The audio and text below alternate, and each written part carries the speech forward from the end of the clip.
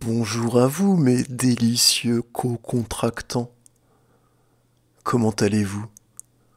J'espère que vous vous portez bien.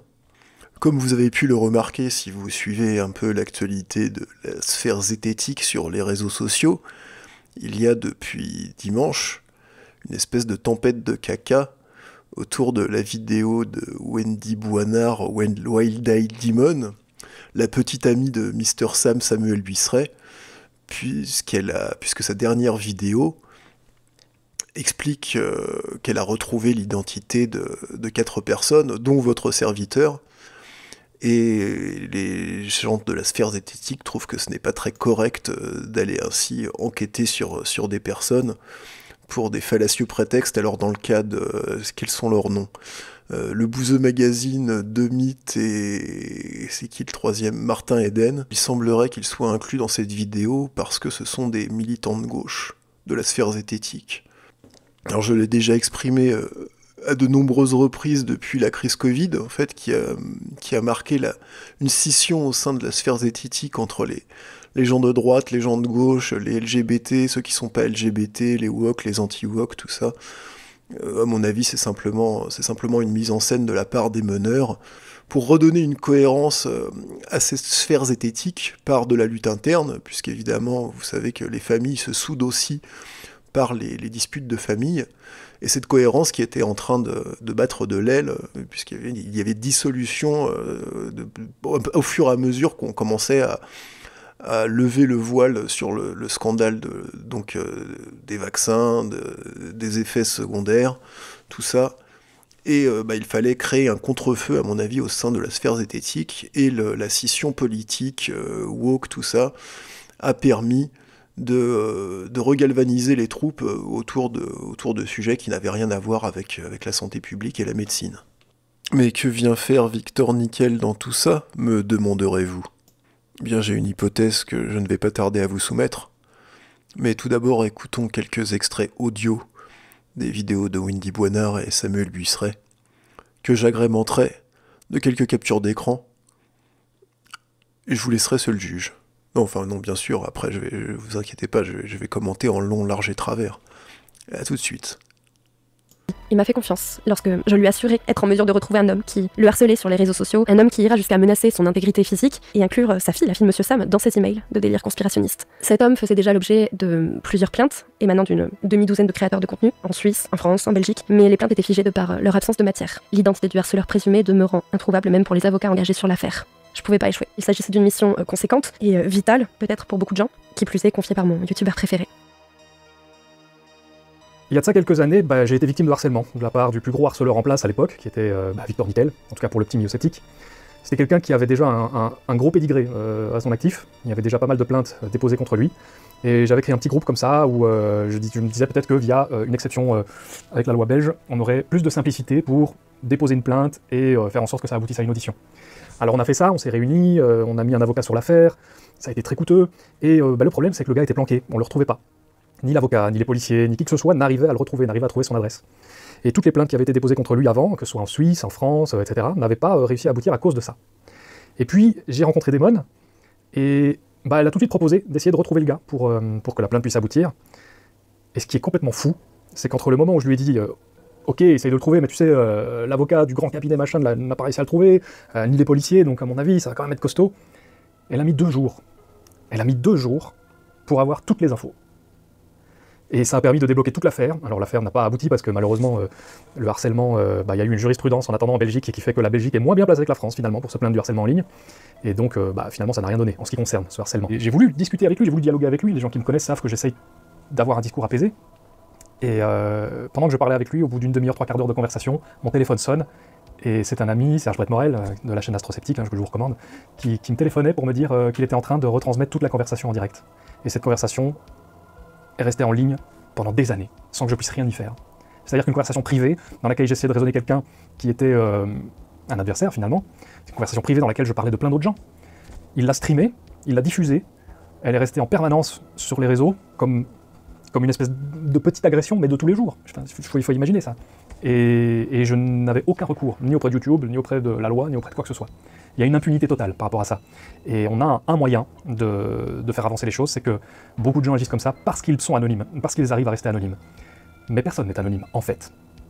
Les personnes à forte visibilité, ou visibilité moyenne, comme je le suis, sont des gens comme les autres, qui ont les mêmes droits que les autres. C'est pas parce qu'on a la chance d'avoir un public que, du coup, c'est plus acceptable qu'on souffre de harcèlement. Il y a absolument rien qui justifie ça. Et le problème, c'est que quand on est exposé, on prend plus de risques. Et on augmente aussi la quantité de gens qui sont susceptibles de nous causer du tort, de nous faire du mal. Et le harcèlement, c'est pas du tout une plaisanterie, hein. C'est quelque chose qui est... C'est comme un venin. Moi, je me rappelle, vraiment, que quand je sortais de chez moi, à cette époque-là, je regardais à gauche, à droite, au cas où. Juste au cas où. Et rien que ça, ça peut miner le moral, ça peut miner le quotidien, ça fait partie du harcèlement. Bah, je voudrais remercier vraiment Damon, déjà je suis très content de pouvoir en témoigner dans sa vidéo, et je voudrais encourager absolument tout le monde à ne pas hésiter, à ne serait-ce que discuter avec un ou une détective, ils sont pas là pour rien. Je suis pas fan, je déteste devoir en arriver là. Mais comme le dit souvent Arnaud, dans une de ses métaphores, on est un petit peu sur le coup du chien qui mord pas, et dans lequel on donne des coups de pied, encore, et un jour on s'étonne qu'il se mette à aboyer. Et ben, désolé de le dire comme ça, mais en fait, estimez-vous bien heureux qu'il ne fait qu'aboyer le chien, quoi. Parce que là, il y a juste rien, il y a juste un message qui dit « Vous n'êtes plus anonyme ».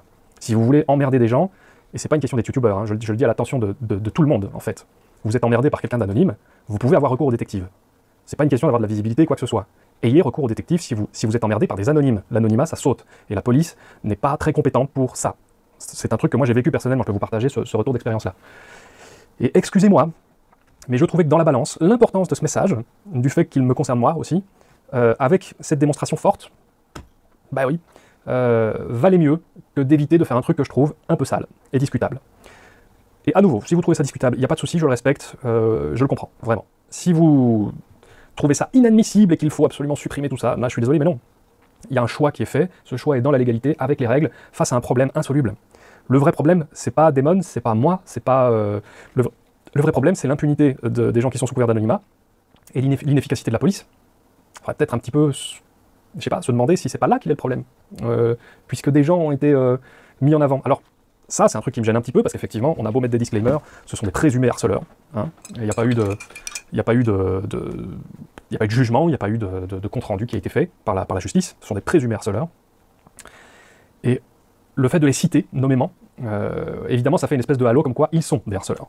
J'insiste, ce ne sont pas des harceleurs reconnus, il n'y a pas eu de jugement, ce ne sont pas des harceleurs, voilà, même le mien. Et pourtant, je pense que tout le monde est plus ou moins d'accord sur le fait que le mien en est un. Ben voilà, il est passé entre les filets de la loi, et la loi elle a tranché, et c'est comme ça les gars, il va falloir faire avec, qu'on aime ou qu'on n'aime pas.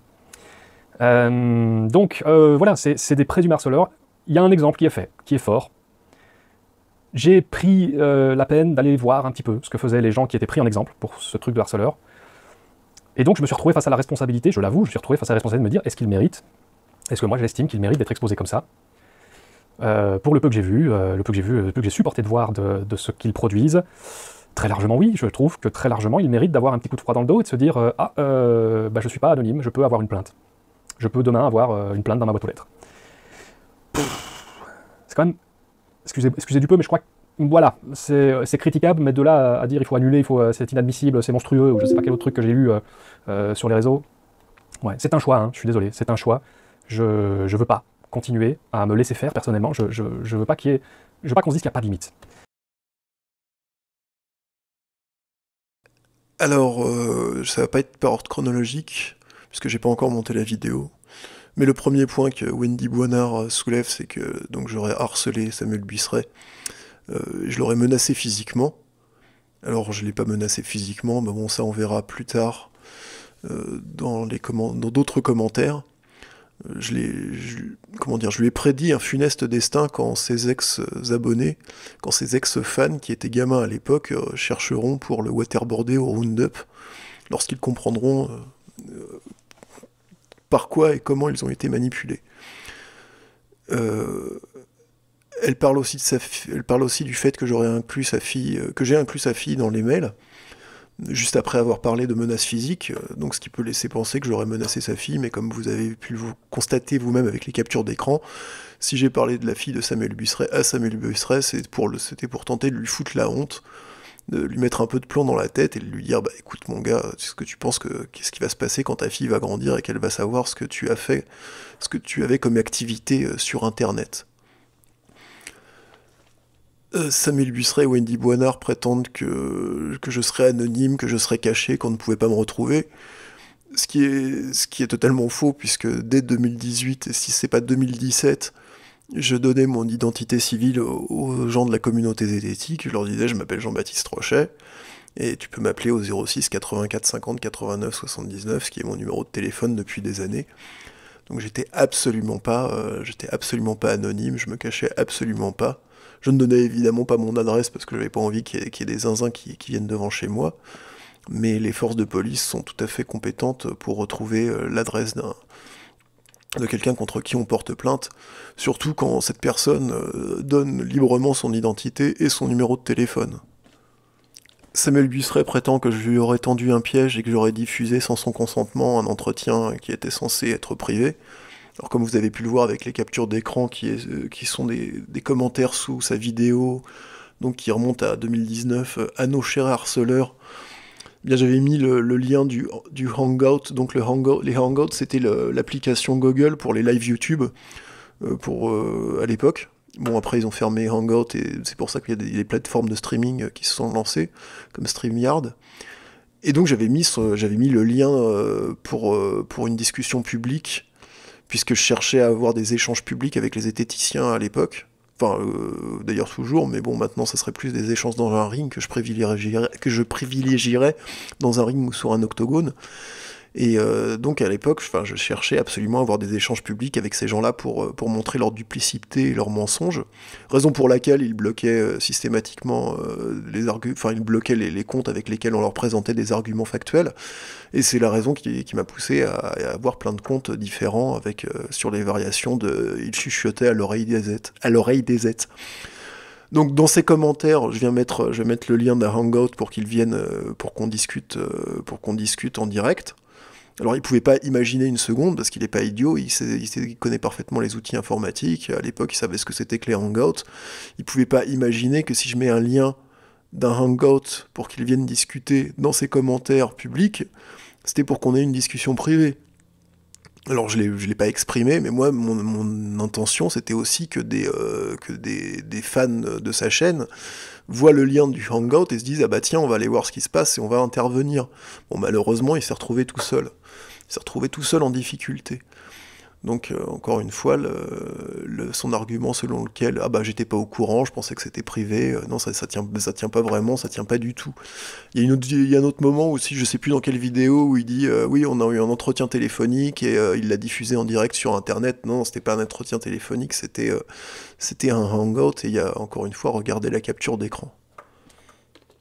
Autre propos manipulatoire de Busseret, sans doute le plus intéressant, puisqu'il est en lien direct avec l'hypothèse que je vais développer sur le pourquoi de cette vidéo de Wendy Boinard. Il prétend tantôt qu'il y a une jurisprudence en Belgique qui fait qu'on ne peut pas poursuivre les harceleurs, ou il dit que je suis passé à travers les mailles du filet de la justice, ou que la justice a tranché mais il ne dit pas comment ni dans quelles circonstances. Et il dit que je serais un présumé harceleur. Or, comme vous avez pu le lire sur la capture d'écran, il y a eu décision de justice de la part du tribunal d'instance de Brabant-Wallon, et qui conclut à un non-lieu sur les 5 chefs d'accusation. Je vais vous lire ces faits punissables. Donc, grand A, harcèlement, avoir harcelé une personne alors qu'il savait ou aurait dû savoir qu'il affecterait gravement par ce comportement la tranquillité de la personne visée. Grand B, usage abusif d'un moyen de communication électronique, avoir utilisé un réseau ou un service de communication électronique ou d'autres moyens de communication électronique afin d'importuner son correspondant ou de provoquer des dommages. C'est grand C, calomnie envers particulier par publication d'écrits, d'images ou d'emblèmes, avoir méchamment imputé à une personne qui porte plainte dans un des cas indiqués à l'article 444 du Code pénal, en l'occurrence par des écrits imprimés ou non, des images ou des emblèmes affichés, distribués ou vendus, mis en vente ou exposés au regard du public, un fait précis qui est de nature à porter atteinte à l'honneur de cette personne, ou à l'exposer au mépris public et dont la preuve légale n'est pas rapportée, lorsque la loi admet la preuve du fait imputé. Alors on rappelle que l'astroturfing n'est ni un crime ni un délit, malheureusement pour l'instant. Grand D, injure par publication d'écrits, d'images ou d'emblèmes, avoir injurié une personne qui porte plainte dans l'une des circonstances indiquées à l'article 444 du Code pénal, en l'occurrence par des écrits imprimés ou non, gna gna gna. Grand E, modification, suppression, révélation, stockage ou usage d'informations transmises par voie de communication électronique, de l'identification de personnes concernées ou de données en matière de communication électronique relative à une autre personne. Et alors, les faits qualifiés de atteinte à la vie privée dans le procès verbal de constitution de partie civile du 22 octobre 2020, donc c'est la plainte de Samuel Buisseret, enfin c'est la constitution de partie civile, et dans tous les actes de procédure subséquents s'identifient avec l'inculpation E du présent réquisitoire, les faits qualifiés de diffamation dans le procès verbal de constitution de partie civile du 22 octobre 2020 et dans tous les actes de procédure subséquents s'identifient avec l'inculpation C du précédent réquisitoire. Donc Samuel Buisseret ment totalement quand il prétend que ça n'a pas abouti, que je suis passé à travers, ou que je serais un harceleur présumé, puisque le tribunal d'instance du Brabant-Wallon a statué et a jugé qu'il y avait non-lieu sur tous les chefs d'accusation. Alors le dossier d'instruction est passionnant, je me suis vraiment régalé, merci beaucoup.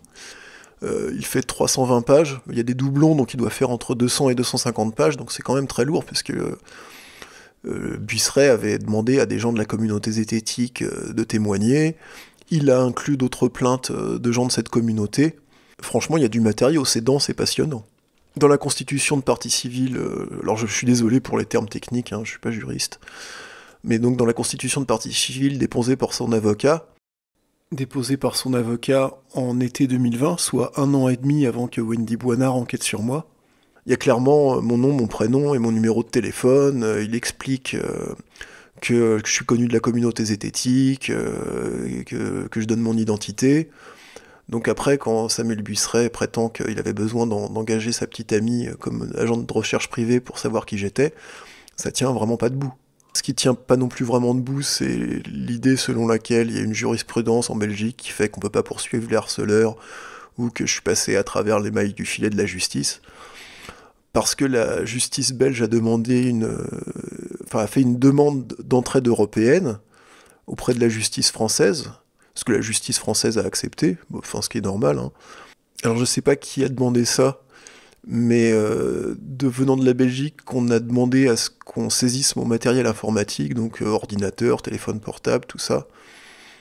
J'imagine que ça vient un peu du conseil de Monsieur Buisseret, peut-être donc de Buisseret lui-même qui s'est dit « Ah bah tiens, on va l'emmerder, on va lui faire fermer sa gueule, on va l'empêcher de communiquer sur les réseaux sociaux ». Alors ça c'est proprement scandaleux et insupportable, parce que rendez-vous bien compte, non content de manipuler des 12-25 ans pour les rendre malléables à la publi des informations d'industries criminelles hypothéquant le bien commun, la santé publique et les données des sciences au bénéfice d'actionnaires privés, ces gens veulent vous empêcher de jouer à League of Legends et de discuter avec des travestis sur Grindr. C'est ignoble. Alors pour une raison qui m'échappe, autant que m'échappe la vie de non-lieu du tribunal du Brabant-Wallon, bon, j'ai bien une petite idée, vous aussi, et c'est pas utile de discuter de ça. Le juge des libertés en France, dans la région dans laquelle j'habite, a jugé non, il n'y a pas lieu d'avoir des méthodes aussi intrusives, l'enquête peut très bien progresser sans ça.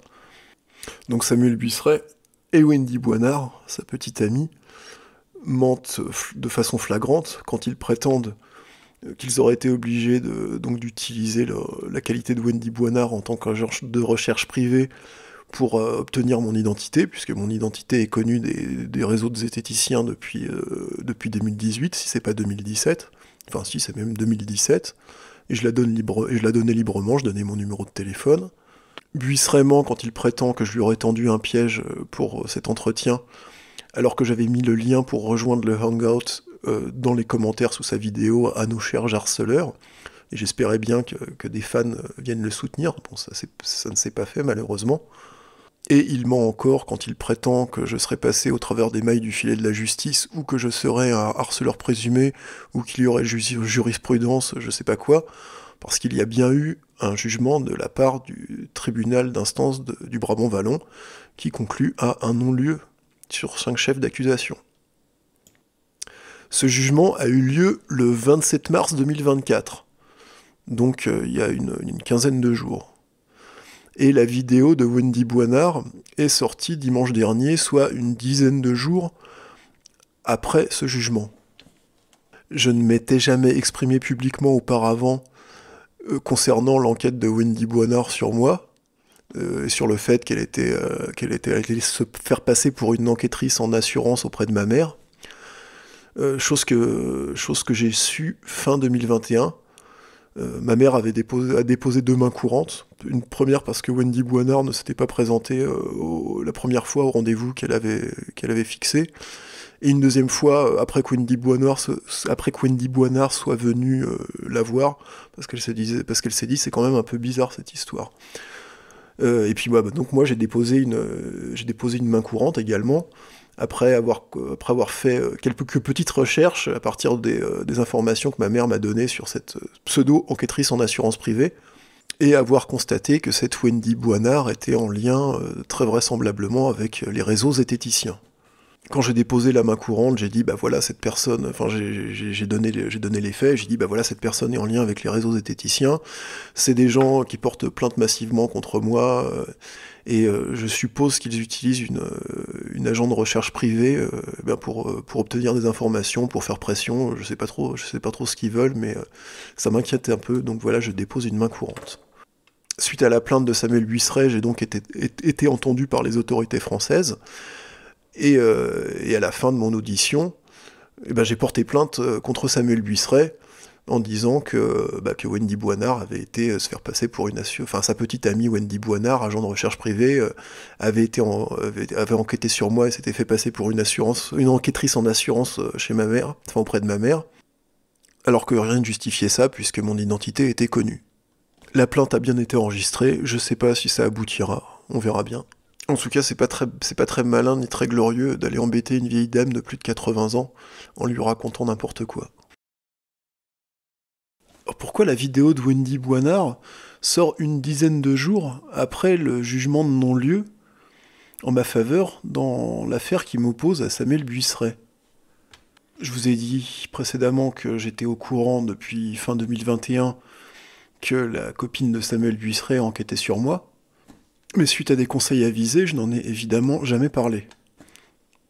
Bien évidemment, suite au procès et au non-lieu, je m'apprêtais à faire une vidéo, comme celle-ci d'ailleurs, pour expliquer toute cette affaire. Mais bizarrement, Wendy Boinard sort une vidéo avec un espèce de tunnel de vente où j'apparais aux côtés juste de youtubeurs zététiciens ou pseudo-zététiciens, mais de gauche, et qui semblent stigmatisés de par leur appartenance justement à une idéologie de gauche. Et moi j'ai rien à voir là-dedans, je suis pas de gauche, je suis pas de droite, et ces 3 youtubeurs-là n'ont rien à voir avec moi, puisqu'ils ont pas à des milliers de reprises traité les meneurs de la zététique 2.0 de FDP. Donc vous allez peut-être vous dire que je me prends pas pour de la merde, mais il est fort possible, disons qu'il est simplement possible ou envisageable, que Wendy Boinard et Samuel Buisseret se soient dit « Ah bah merde, le procès conclu par un non-lieu, donc ce connard de Victor Nickel, Jean-Baptiste Rochet, va s'empresser de faire une vidéo pour dire que toi, Wendy, tu as enquêté sur lui, et ça va faire un petit scandale. Parce que tu n'avais pas besoin d'aller enquêter sur lui, on connaissait son identité, donc après je sais pas pourquoi ils ont été enquêtés sur moi, sans doute pour obtenir des informations croustillantes et ensuite faire pression, ou me foutre la honte, je sais pas, bref, m'emmerder quoi, me faire taire. Mais si moi je sortais une vidéo suite à ce procès, où je parlais de Wendy Boinard, tout ça, le public allait se dire « Putain, merde, franchement, Buisseret, ça craint, les méthodes des zététiciens, ça craint, quelle sale communauté ». Comme l'expliquait Charles Pasqua, voilà, ça c'est un mème internet, enfin c'est pas un mème internet, mais c'est un mème des réseaux français, c'est de créer un scandale dans le scandale. Alors, il est possible que cette vidéo de Wendy Boinard soit, et puis la communication de Samuel Buisseret, soit un contre-feu pour que cette vidéo-là, où j'explique, pour que mes explications concernant l'enquête que Wendy Boinard a fait sur moi, pour que ces explications, en fait, passent un peu à la trappe et au second plan, parce qu'au premier plan, maintenant, le scandale, la tempête de caca autour de la vidéo de Wendy Boinard, c'est... elle a ciblé... Astronogeek, tout ça, Arnaud Thierry, photographe de mariage reconverti dans l'ingénierie sociale au profit de cartels industriels criminels, et puis d'autres gens qui ont engagé Wendy Boinard, ont ciblé récemment des youtubeurs de la sphère sceptique parce que ces youtubeurs sont de gauche, et qu'en plus Wendy Boinard en profite pour faire un tunnel de vente pour sa formation en recherche. Au passage, je rappelle que Wendy Boinard a été aussi enquêtée sur Idriss Aberkane. J'en profite d'ailleurs pour faire un aparté. Idriss Aberkane et Frédéric Delavier ont été pris pour cible par la communauté zététique depuis des années, et particulièrement par le gourou de cette communauté qui est Thomas Durand. J'ai vu sur des chats franco-maghrébins sur YouTube qu'il y avait beaucoup d'ingénieurs sociaux de la zététique qui traînaient. Les publics la communauté franco-maghrébine est surreprésentée parmi les publics de Frédéric Delavier et d'Idriss Aberkane. Et récemment, on a vu que Jack le Fou commence à faire parler de lui au travers notamment de la communauté zététique, que même Thomas Durand commence à parler d'islam. Là aussi, vous pouvez en tirer les conclusions qui s'imposent. Et concernant Jack le Fou, comme l'a dit un très bon intervenant sur un live récent d'El Loco, cet intervenant s'appelle Eddy, c'est un musulman chiite, il a dit mais c'est quand même bizarre parce que Jack le Fou, sa version de l'islam, c'est 100% la version de l'islam wahhabite. Et effectivement, la version de l'islam que Jack le Fou et d'autres apostats considèrent comme islamiquement correcte, en fait c'est une hérésie financée par les anglo-saxons. Donc si les Jack le Fou et les gens comme ça cherchaient à pousser à la guerre civile, ils ne s'y prendraient pas autrement, en fait. Bon, cet aparté, en fait, je pense que c'était ce qu'il y avait de plus important dans cette vidéo. Mais je vous laisse à chacun de réfléchir là-dessus. Et pour en revenir à la question de la temporalité curieuse et du contenu bizarre de la vidéo de Wendy Boinard, puisque qu'est-ce que j'ai à voir avec le bouseux Doumit et Martin Eden, et inversement, qu'est-ce qu'ils ont à voir avec moi? Et eux, ils sont pas grossiers ni insultants, moi je suis pas de gauche. Une des possibilités, c'est qu'ils ont fait d'une pierre plusieurs coups. Peut-être qu'ils avaient des comptes à régler, donc avec ces youtubeurs-là. Peut-être que la communauté, que les meneurs de la zététique 2.0 avaient encore besoin de travailler la scission sur des questions politiques au sein de la communauté des zététiciens, et qu'en même temps, suite au non-lieu en ma faveur dans le procès m'opposant à Samuel Buisseret, il fallait créer un contre-feu pour éviter que je communique en premier concernant l'enquête que Wendy Boinard a fait sur moi en allant faire chier ma mère, enquête qui n'avait pas lieu d'être puisque mon identité est connue des réseaux zététiciens depuis 2017. Ah oui, les meneurs zététiciens et les zététiciens s'amusent à faire courir le bruit que j'appellerais des gens, que j'aurais appelé des gens à leur travail. J'ai jamais fait ça, j'ai jamais contacté téléphoniquement qui que ce soit. Par contre, j'ai contacté par Facebook, par Messenger, oui, effectivement, des proches des meneurs zététiciens. Ça, je m'en cache pas. Hein. Et j'ai aussi envoyé des mails au directeur de thèse de Mathieu Rebaud et de Paul Gosselin Bunker D pour leur dire qu'il fallait peut-être qu'ils fassent attention parce que leurs étudiants avaient été très vraisemblablement approchés par des réseaux d'ingénierie sociale et qu'ils l'arbinaient consciemment ou non pour des intérêts industriels criminels. Et je n'ai fait que mon devoir de citoyen conscient. Mais je ne me suis jamais amusé à envoyer des mails anonymes, comme Samuel Buisseret le prétend. Je n'ai jamais contacté qui que ce soit par téléphone, c'est beaucoup trop intrusif. Par contre, par Facebook Messenger, on reçoit tous des spams, des messages idiots, un message idiot de plus ou de moins, quelle importance. Si ce que je raconte est délirant, ça n'a pas plus de valeur qu'un spam. Par contre, si ce que je raconte peut être fondé, évidemment, alors ça risque d'être dérangeant. Mais si c'est dérangeant, ça n'est pas de mon fait, mais plutôt la responsabilité de ces individus qui prennent des contrats d'astroturfing pour manipuler mentalement des adolescents contrariens, des geeks déprimés sous cacheton et autres personnes fragiles, afin de les transformer en chair à canon informationnelle sur les réseaux sociaux. Pour finir, je vais vous lire le fichier texte que j'ai envoyé au tribunal du Brabant-Wallon, parce que évidemment, je leur ai expliqué que j'habitais en France et que j'allais pas pouvoir me rendre en Belgique, notamment pour des raisons financières. J'ai pas du tout les moyens d'aller en Belgique. Quoique j'aurais adoré effectivement me présenter au tribunal pour leur expliquer toute cette affaire. Alors ce que j'ai fait, c'est que je leur ai envoyé un fichier texte en détaillant toutes les imprécisions, voire les mensonges qui figuraient dans le dossier d'instruction. Mensonges et imprécisions de la part du conseil de M. Buisseret, qui n'est pas un très bon conseil visiblement. Ah, et puis fait très important que j'ai oublié de mentionner tout à l'heure, c'est que Samuel Buisseret ne s'est pas présenté à l'audience le 27 mars, non plus qu'il ne s'y est fait représenter. Vous avouerez que c'est un peu bizarre, pour quelqu'un prétendant qu'il a été harcelé gravement, que ça lui a causé du tort psychologique, qu'il a eu peur pour sa famille, qu'il était obligé de regarder à droite et à gauche dans la rue en sortant de chez lui. Il ne s'est pas présenté à l'audience, il ne s'est pas fait représenter. S'il était si certain d'être dans son bon droit, pourquoi ne s'est-il pas présenté? Pourquoi ne s'est-il pas fait représenter? Et à présent, je vais vous lire donc le fichier texte que j'ai envoyé au tribunal du Brabant-Wallon. Je vais pas lire malheureusement les extraits de mails que Buisseret m'a envoyés. Je vais les décrire, mais bon, je vais pas briser le secret de la correspondance.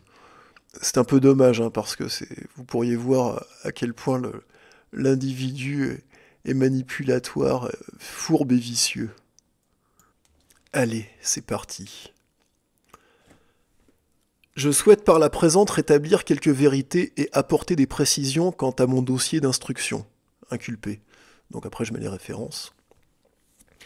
Je n'ai jamais dit à Wendy Boinard, la compagne de M. Buisseret, compagne qui s'est faite passer pour une enquêtrice en assurance auprès de ma mère, que j'allais venir la passer à tabac. Suite aux mains courantes que ma mère a déposées, mains courantes qui figurent dans le dossier, j'ai appelé la soi-disant Sophie Carlier, pour laquelle se faisait passer Wendy Boinard, et lui ai demandé quelle était cette histoire de rixe dans un bar dont j'aurais été témoin. La main courante également présente dans ce dossier, main courante que j'ai déposée suite à cette affaire d'agent de recherche privé, décrit l'échange téléphonique que j'ai eu avec Wendy Boinard. À aucun moment je ne l'ai menacé, et j'ignorais parfaitement à l'époque qu'il s'agissait de la compagne de M. Buisseret. Oui, petite remarque, parce que quand ma mère m'a appelé, m'a envoyé les mains courantes, en fait, dans la journée même, j'ai appelé cette soi-disant Sophie Carlier, je suis tombé sur Wendy Boinard, et j'avais pas encore recherché qui était cette Wendy Boinard, j'étais pas tombé sur tous les liens qu'il y avait à propos d'elle entre sa personne et l'ingénierie sociale, plutôt les réseaux de zététiciens. Je poursuis. Je n'envoie pas de mails anonymes et communique bien volontiers mon identité civile ainsi que mon numéro de téléphone portable, ainsi qu'en témoignent les communications Twitter figurant dans le dossier. Si j'ai absolument contacté par Facebook Messenger des amis Facebook de M. Buisseret et d'autres individus dont tout indique et rien n'infirme qu'ils effectuent un bien vicieux travail de cyber-ingénierie sociale, je n'ai jamais contacté qui que ce soit téléphoniquement, ni à leur travail, ni à leur domicile, et me demande bien comment on peut imaginer que j'aurais pu obtenir les contacts téléphoniques de ses proches. Je ne m'étonne cependant pas que le réseau de manipulateurs que je confronte depuis 2017 a besoin d'inventer des rumeurs en vue de décrédibiliser les personnes s'opposant frontalement à eux. Je suis surpris que le conseil de M. Buisseret avance l'idée que mes propos puissent répandre le soupçon parmi les abonnés de sa chaîne YouTube que ce dernier serait un astroturfeur à la solde de cartels industriels mettant en danger bien commun, environnement, santé publique et progrès des sciences en cherchant à décrédibiliser et invisibiliser médiatiquement toute méthode novatrice mais scientifiquement peu compréhensible en l'état actuel des connaissances et méthode ne rapportant rien aux industries agrochimiques et pharmaceutiques. Le conseil de M. Buisseret semble affirmer que mes dires seraient capables d'entacher la réputation de sceptique neutre et impartial que son client a pu construire. Voici ce que M. Buisseret m'a écrit au cours de nos échanges par courriel dont j'ai transmis l'intégralité aux autorités françaises, conformément à ce qui m'a été demandé pendant l'audition. Donc là, il y a des extraits des mails de Samuel Buisseret. En gros, il dit que j'ai seulement 10 spectateurs et que la moitié de ces 10 spectateurs se foutent de ma gueule, que nos échanges par mail ont achevé de le convaincre que j'avais besoin d'une aide psychologique d'urgence, que je me prenais pour un sauveur, que j'avais que le cherry picking pour seule méthode, et que j'étais le seul à être convaincu par mes arguments. Monsieur Buisseret affirme avec aplomb que mes propos ne convainquent que moi-même, que je m'exprime pour une audience quasi nulle dont la moitié se moque de moi. Dès lors, on se demande bien quelle oreille attentive je pourrais trouver parmi le public de Monsieur Buisseret, dont les commentaires sous ses vidéos ne tarissent point d'éloges. Peut-être un peu moins depuis la crise Covid, et ses vidéos à charge contre le professeur Didier Raoult, notamment sa vidéo sur l'étude qu'il qualifiait de béton du Lancet. Étude attaquant le protocole développé par l'Institut Méditerranée Infection du professeur Didier Raoult, étude falsifiée donc rapidement rétractée. Vidéo qu'il a retirée de sa page YouTube, car si un véritable sceptique sait reconnaître ses fautes, il désire encore davantage n'induire personne en erreur. Le lien du Google Hangout que j'ai transmis à Monsieur Buisseret pour la visioconférence dont il prétend qu'elle porte atteinte à sa vie privée ainsi qu'à celle de certains de ses collègues, ce lien a été posté dans un commentaire sous sa vidéo « À nos chers harceleurs, le petit point » octobre 2019. Par mon compte, il persiflait à l'oneille des êtes. Dérouler les 24 réponses. Ainsi que je l'ai expliqué lors de mon audition, je souhaitais que des abonnés de Mr Sam puissent se joindre à la conversation, qu'à aucun moment je n'ai souhaité ni prétendu qu'elle allait être privée. Par ailleurs, Monsieur Buisseret connaissait ma chaîne et mon pseudonyme Victor Nickel depuis 2 ans, et ne pouvait imaginer que cette conversation n'allait pas se dérouler en public, puisque lui et ses amis zététiciens m'avaient depuis 2 ans identifié comme en croisade, selon leurs termes, contre eux, et que je recherchais activement tout échange public avec des membres de leur groupe, raison pour laquelle ils m'ont systématiquement bloqué, ce qui m'a conduit à créer de nombreux comptes secondaires. J'ai également envoyé ce lien par mail à Monsieur Buisseret, argument qu'il pourrait tenter d'utiliser pour faire croire qu'il pensait que notre échange allait être privé, alors qu'il était et est toujours de notoriété publique que les lives YouTube servent très souvent de débat enflammé. Mais argument ne tenant guère en raison des faits précédemment évoqués. Monsieur Buisseret prétend que Monsieur Serge Brett-Morel l'a appelé pour le prévenir de ce qu'il ne pouvait ignorer du caractère public de notre échange. Je pense plutôt que Monsieur Buisseret, se trouvant en difficulté notamment sur la question des faits objectifs et données des sciences concernant l'homéopathie, faits et données qu'il méconnaissait en dépit des dizaines d'heures, selon lui, passées à étudier le sujet pour produire ses vidéos désinformationnelles, s'est vu offrir par ses collègues, en la personne de Monsieur Brett-Morel, une porte de sortie. Le conseil de Monsieur Buisseret affirme que j'aurais menacé physiquement ce dernier, notamment dans ce passage. Donc le 4 septembre 2019, à 15h37. Victor Nickel a écrit « Petit enfant de putain, menteur et manipulateur, ça ira beaucoup plus loin que quelques tartes dans ta gueule de larbin, quand les gamins que toi et tes amis zététiciens en fument chercheront à se venger des sales merdes les ayant manipulés. » Page 55 du dossier d'instruction, ce passage est reproduit dans son intégralité. Mais en 2.5, les menaces, la partie « quand les gamins, 3 petits points » disparaît. Ce qui est bien commode pour faire croire que j'aurais menacé personnellement Monsieur Buisseret. La lecture du passage entier fait comprendre que je n'adresse pas des menaces physiques personnelles à Monsieur Buisseret, mais lui prédit un funeste destin quand ses anciens abonnés, des gamins naïfs à l'époque, chercheront à se venger de lui lorsqu'ils réaliseront par quelle sinistre ingénierie sociale ils furent manipulés pour répandre malgré eux, sur Internet et dans la société, Des éléments de langage et des informations visant à protéger les intérêts de cartels industriels ayant le lucre pour seul objectif, au détriment du bien commun, de la santé publique et des progrès des sciences. Dans la section 1.5 à 1.5.2, le cas d'A.G., chercheuse à l'Université de Lyon, le conseil de M. Buisseret écrit « Un autre compte, appelé La Vérité, est alors ouvert qui publie les noms, prénoms et numéros de téléphone de Madame G. Si l'on consulte le dépôt de plainte de Madame G, on constate qu'elle ne mentionne aucunement ceci, mais qu'elle déclare que je lui ai communiqué mon nom, prénom et numéro de téléphone. Au travers de ces nouveaux tweets diffamatoires, il me communique son nom et son prénom ainsi qu'un numéro de téléphone. Le tweet en question se trouve par ailleurs dans le dossier. Je mettrai cette confusion sur le compte d'une erreur de lecture de la part du conseil de M. Buisseret et non sur celui d'une volonté délibérée de me rendre coupable de divulgation d'informations privées. Informations que je n'ai jamais eues, n'ayant jamais même eu l'idée de chercher et partager le numéro de téléphone de Madame G, ni de quiconque de mes adversaires informationnels. Madame G, qui n'est par ailleurs pas du tout une ingénieure sociale, mais simplement une personne dont je me suis un peu moqué en commentaire, en raison de ses positions scientistes et de son goût pour l'expérimentation animale, soi-disant éthique. Il est cependant notable et intéressant que la communauté zététique l'ait encouragé à porter plainte contre moi. Je n'irai pas jusqu'à parler de harcèlement judiciaire, il serait absurde de supposer qu'on mette en œuvre ces moyens pour tenter de faire taire un individu délirant s'exprimant devant 10 spectateurs dont la moitié se foutent de lui. Cependant, les propos suivants de M. Buisseret peuvent interroger. Alors, dans ces mails-là, Buisseret me dit qu'il a un cousin policier et que sa femme est inspectrice, qu'il leur a envoyé une copie de tous nos échanges, qui vaut mieux pour moi qu'il lui arrive rien parce que sinon ça me retombera dessus, et qu'en Belgique on sait être très arrangeant quand il s'agit de la famille d'un policier.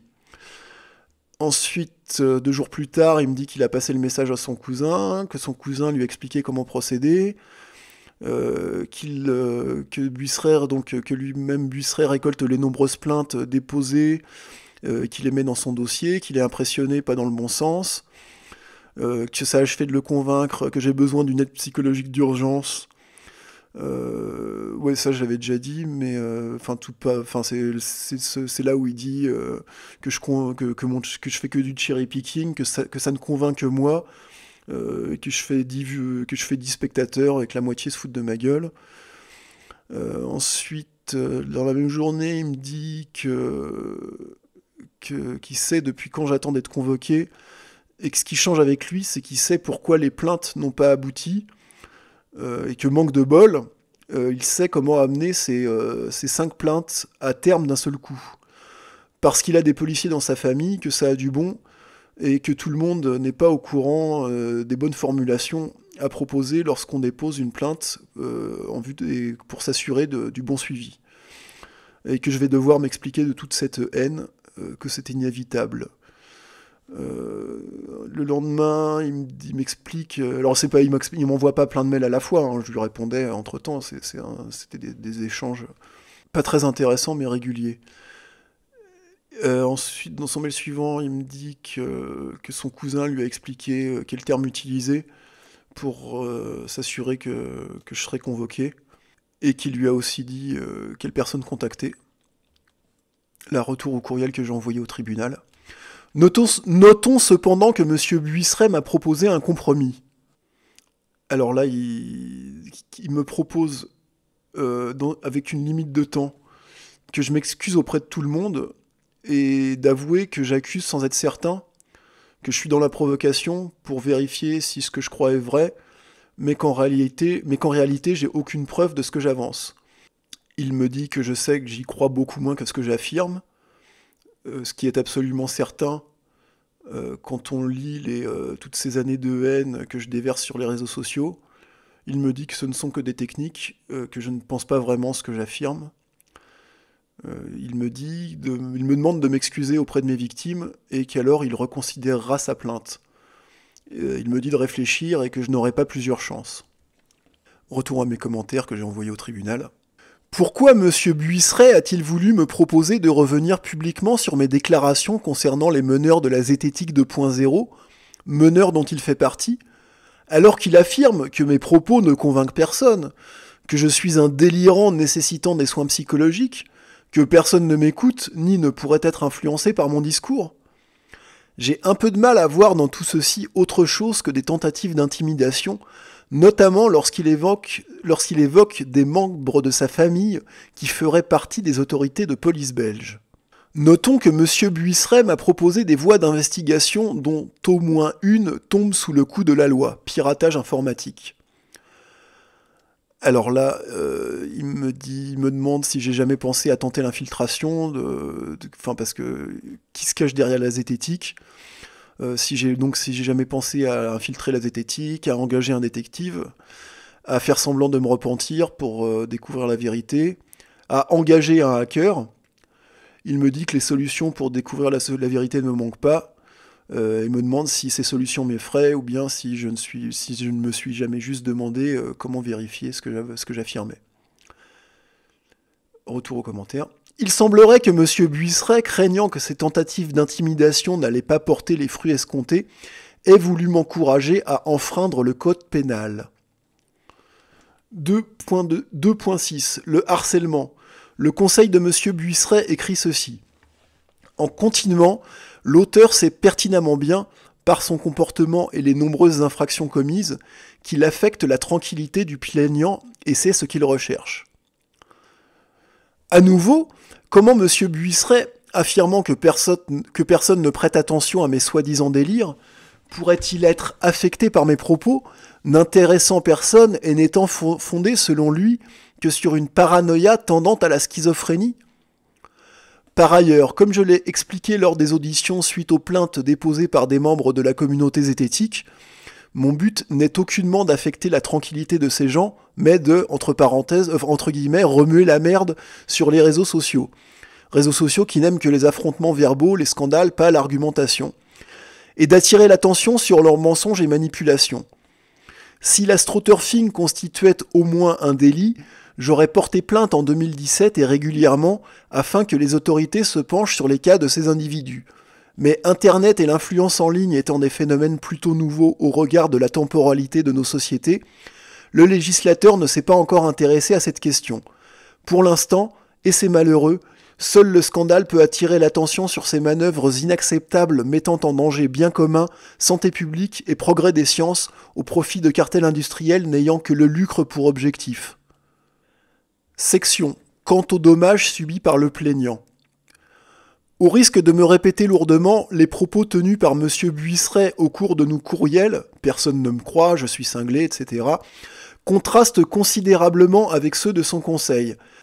Par exemple, neutraliser les conséquences de cette situation, ou le plaignant subit un préjudice d'image, de réputation, ou encore, cela ne peut qu'entacher la confiance des abonnés. On peut raisonnablement se demander si M. Buisseret a tenté de me manipuler au cours de nos échanges privés. Vous devinerez aisément quel est mon avis là-dessus, et vous doutez bien que je vois chez lui ce goût pour la manipulation et la mise en scène comme constitutif de son activité. Rappelons que M. Buisseret, avant de subitement se découvrir une passion pour l'esprit critique, a fait carrière en tant que réalisateur, comédien, vidéaste. Activité qu'il exerce d'ailleurs toujours pour tout ou partie au sein de son entreprise Sunday Pistols. Je souhaiterais tout particulièrement attirer votre attention sur les formulations suivantes. Du temps est consacré par le plaignant à communiquer avec ses abonnés, avec ses partenaires, suite aux publications de l'auteur. À quel partenaire est-il fait référence ? Monsieur Buisseret se présente pourtant comme un youtubeur indépendant, neutre, impartial, et ne cherchant qu'à faire la promotion d'un esprit critique pour lequel il a éprouvé un débordant attrait du jour au lendemain. Bon, il est de notoriété publique que des youtubeurs prennent des commandes en tant qu'influenceurs et sont rémunérés pour faire la promotion de produits, ce qui n'a rien d'illégal si la présence d'annonceurs est transparente. Lorsqu'il s'agit de dénigrement commercial ou de promotion déguisée, d'autres problématiques apparaissent. Autre formulation. Des ressources ont été consacrées à repérer les différentes identités de l'auteur sur Internet, obtenir ses coordonnées, à recouper les différents éléments trouvés pour coordonner les mesures à prendre. Je confronte les meneurs de la zététique 2.0 depuis 2017 et n'ai jamais fait mystère de mon identité civile, de mes comptes secondaires, créés pour contrer les blocages systématiques opposés par ces gens face à des arguments factuels. Leur ai donné à des centaines de reprises mon numéro de téléphone portable afin de les entretenir de vive voix, leur ai même proposé des rencontres pugilistiques dans un cadre encadré, alors c'est pas très élégant, dans un cadre encadré par des professionnels afin d'éviter tout drame. Qu'est-ce qui pourrait bien justifier le déploiement des ressources évoquées alors que mes communications sont transparentes ? Coordonner les mesures à prendre semble faire référence à une action de groupe délibérée. De plus, les autorités de police sont compétentes pour obtenir des informations sur un suspect, d'autant plus quand ce suspect ne cache pas qu'il utilise ses pseudonymes, se ressemblant presque tous, et communique librement son identité civile ainsi que son numéro de téléphone portable. Quel besoin M. Buisseret aurait-il eu d'investir temps et argent dans des ressources pour me traquer ? À quelles recherches ont été réellement destinées ces ressources ? Pour finir, je tiens évidemment à rappeler qu'il est de toute vraisemblance que Madame Wendy Boinard, agent de recherche privée, n'a pas été par hasard se faire passer pour une enquêtrice en assurance auprès de ma mère, mais qu'elle l'a fait dans le cadre de son appartenance à la sphère zététique, et plus particulièrement de sa relation avec M. Buisseret. Je me demande si ce genre de démarche revêt un caractère de légalité et est déposé plainte à la fin de mon audition concernant l'affaire m'occupant avec M. Buisseret. Il n'est pas apparu que les autorités policières aient considéré cette action comme futile ou non fondée. Je vous remercie pour votre attention et vous prie de bien vouloir m'excuser d'ainsi déranger les autorités belges pour des histoires de noms d'oiseaux sur Internet, mais le scandale est malheureusement le meilleur moyen d'attirer l'attention sur les réseaux sociaux. L'on ne peut porter plainte pour astroturfing, activité hautement délétère sur laquelle le législateur n'a pas encore eu l'occasion de statuer.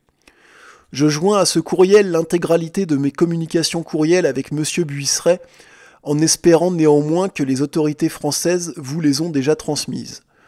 Veuillez agréer, madame, monsieur, l'expression de mes meilleurs sentiments, Jean-Baptiste Rochet. Alors ceci dit, je ne pense pas que cette lettre, si tant est qu'elle a été lue par les magistrats belges, ait une quelconque incidence sur le jugement de non-lieu, parce qu'en fait, dans la justice belge, oui, j'aurais dû le préciser tout à l'heure, d'abord le tribunal d'instance le tribunal d'instance va d'abord juger s'il y a lieu de poursuivre la personne en correctionnel, mais avant ce jugement, il y a un avis par le procureur du roi qui va donc donner, enfin c'est pas préliminaire, mais il va donner un premier avis selon lequel il y a lieu ou non s'il y a lieu ou non lieu. Et quand j'ai reçu la convocation pour le jugement du 27 mars, il y avait marqué, vous pouvez venir, je vais vous le lire, je vous informe que la chambre du conseil du tribunal de séance statuera le mercredi 27 mars 2024 à 9h30 au palais de justice, place Albert 1er 17 à 1400 Nivelles, sur le règlement de procédure qui vous concerne, suite au réquisitoire du procureur du roi tendant au non-lieu. Bon, il vous est loisible d'être présent à l'audience. Alors j'aurais bien aimé, mais j'ai pas les moyens. Toujours est-il que... j'imagine que Buisseret a reçu la même, mais s'il s'estime vraiment lésé, et s'il estime vraiment être dans son bon droit, pourquoi est-ce qu'il n'est pas allé avec son dossier fort du dossier d'instruction entre 200 et 250 pages, enfin 320 pages, mais il y a des doublons, pourquoi est-ce qu'il n'est pas allé à l'audience pour dire mais comment vous pouvez... Enfin, c'est scandaleux, regardez, je suis harcelé, je suis très mal, j'ai plein de problèmes, pourquoi est-ce que le procureur du roi dit que ça tend au non-lieu, c'est pas bien du tout. Donc il aurait pu au moins aller se défendre comme si... enfin, c'est lui qui accuse. Mais il aurait pu au moins aller tenter de faire valoir ses droits s'il tentait qu'il estime être réellement dans son bon droit. Or non, il ne s'est pas présenté à l'audience et il ne s'est pas fait représenter. Pour finir, je vous propose un petit dialogue avec mon bro d'internet, Louisette Lavray. Vous connaissez sans doute sa chaîne, et puisqu'il a un truc assez rigolo à vous raconter. Enfin, t'as peut-être pas envie de dire le nom, mais en même temps tout le monde va comprendre, mais Non, non. est-ce que, Moi, je parle pas de nom. Je ne peux pas. enfin, en 2023, enfin, enfin, moi c'est pour la date, ça va, enfin, c'est bien que la date soit précise. Donc, tu as été approché en 2020, l'année dernière, euh, Hmm, par quelqu'un, on va dire, hmm, hmm. parce que, Ouais. ouais. Et ce qui m'a. Mais comme voilà, le problème, c'est que c'est passé par une autre personne qui n'a rien à voir avec tout ça et qui est complètement naïve à tout ça. C'est pas son truc. Mais moi, il faut comprendre que moi, je fais un autre truc qui n'a rien à voir avec tout ça. Et Mhm. je m'en mêle pas, et voilà, je suis pas un troll et tout, je m'en fous. Donc, juste, je suis pote avec toi. Donc, je trouvais étrange qu'une personne voulait faire le forcing pour rentrer dans le privé, dans l'équipe privée de ce qu'on développe, pour présenter je sais pas, son aide. Voilà, c'est présenté comme ça, on va dire. Et moi, comme je connais quand même deux, trois trucs, j'ai été vérifié, et puis tout de suite, j'ai trouvé ça étrange. À la question, mais tu serais pas un peu zététicienne quand même? Il y a eu un blanc, il y a eu moi non, mais mon mec oui. Mais c'est pas la peine, moi j'ai pas envie d'en parler plus que ça, tu comprends? Mais voilà, je suis honnête. Ah bah, de Ça toute s'est façon, arrêté là, il n'y a pas eu de oui, problème. t'as pas besoin d'en dire Mais plus, j'ai eu hein. des problèmes, voilà, j'ai eu quelques problèmes aussi quelques années auparavant avec d'autres personnes qui se présentaient comme des pouces rouges. Voilà, voilà, et c'est ça encore, ça va avoir avec toi, quoi. Alors que moi, je n'ai rien à voir, tu vois. Mon côté naïf en plus, mais pas con non plus, si je m'adapte, me fait comprendre que oui, il y a une partie où tu as bien raison. Voilà. C'est tout. Je Mhm. remets juste les pendules à l'heure hein, avec toi. Pas plus, hein. Non, mais t'as En pas, expliquant qu'après, ton côté, la manière dont tu fais, bon, voilà. oui, mais t'as pas besoin d'en dire plus, hein. Hein. C'est clair, et puis Ben, ouais, pour la date, c'est je très suis pas sûr que ce intéressant. soit. je suis- Peut-être que ce soit clair pour toi, peut-être, mais je suis pas sûr que ce soit clair pour tout le monde, la manière dont j'explique le truc, mais bon. Je suis un peu loin de tout ça, moi. Non, non, mais c'est juste par rapport au fait, voilà, que t'as été approché par une Ah et ouais, des, ouais, et ça, des, ça, ouais, et non, des je confirme. personnes, et que ça te semble en lien avec le fait qu'on soit potes sur Internet. Mais bien sûr. Bah, je trouvais ça déplacé alors qu'on est dans une histoire depuis 4 ans. Enfin, on se rend pas compte, 4 ans, c'est un truc, c'est une immersion totale. Je me dis, mais c'est quoi cette histoire? Je suis pas trop naïf quand même, quoi. Mais Quand tu dis et dans 4 ans comme dans je te une connais histoire, et tout. tu parles de l'affaire Grégory, c'est De ça? ce que je fais, Oui, ouais. tu parles de Ouais, ton... Ouais, voilà, moi voilà. je fais des trucs. Bah, moi je suis comme toi, dans ton truc, tu vois, moi j'ai rien à voir. Mais disons que quand quelqu'un débarque comme ça, en faisant le forcing gentiment, enfin, j'ai rien à lui reprocher. Mais voilà, c'était pas naturel. Et après, comme on n'est pas con, comme j'en ai parlé un petit peu avec toi, tu m'as rajouté les infos, bon, bah, j'ai vite compris, quoi. Voilà.